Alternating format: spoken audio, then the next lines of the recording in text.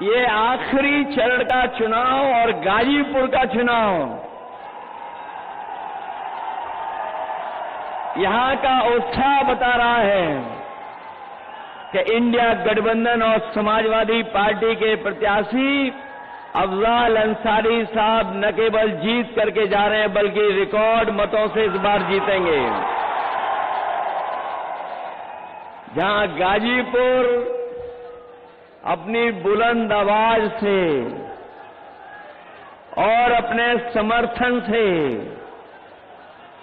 लोग जो बड़े बड़े दिल्ली और लखनऊ से आ रहे हैं,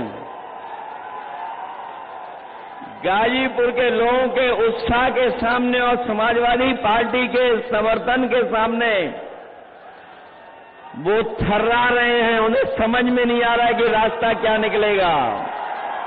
जो जनता का गुस्सा बढ़ता चला जा रहा है, पहले चरण में जो गुस्सा दिखाई दिया था सरकार के खिलाफ, आज गाजीपुर में आकर के वो सातवें आसमान पे दिखाई दे रहा है।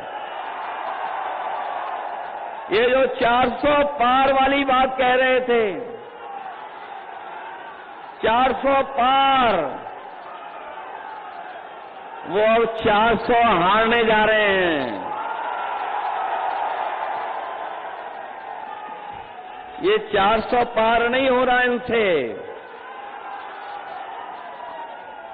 ये इनका सब हिसाब किताब डगमगा गया है।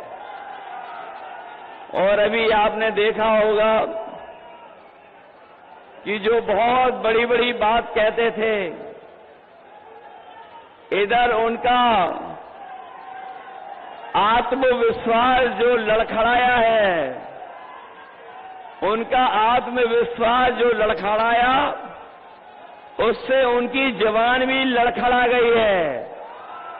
अब कोई उनकी पुरानी कहानी सुनना नहीं चाहता है। पुरानी कहानी, पुराने डायलॉग जो घिसे पिटे हैं, कोई सुनना नहीं चाहता है। कि जिस समय 2022 के चुनाव से पहले मैंने यहीं से रथ यात्रा शुरू की थी, आपके जिले से, जहां पर वो समाजवादी सरकार का बना हुआ पूर्वांचल एक्सप्रेस वे जुड़ता है, उस गांव पखनपुरा से हमने शुरू किया था। और जो सहयोग समर्थन आपसे मिला था, मुझे नहीं पता था कि मुझे रात में भी चलना पड़ेगा। मैंने सुबह सुबह रथ यात्रा शुरू की थी। पूरा दिन, पूरी रात चल करके जब मैं लखनऊ पहुंचा था, मुझे याद है सबसे पहले वही खबर मिली थी कि जहां किसान के आंदोलन की वजह से और उत्तर प्रदेश के चुनाव की वजह से भारतीय जनता पार्टी ने वो काले कानून वापस ले लिए थे। 10 साल बाद जिन्होंने कहा था कि किसानों की आय दोगुनी हो जाएगी, हमारा किसान वैसा ही का वैसा, लेकिन उसकी आय दोगुनी नहीं हुई। न केवल आय दोगुनी का वादा किया, वहीं ये भी कहा था कि किसान को लाभकारी मूल्य देंगे। हम अपने किसान भाइयों को कह के जा रहे हैं, ये 7वें चरण का आखिरी समय का चुनाव है।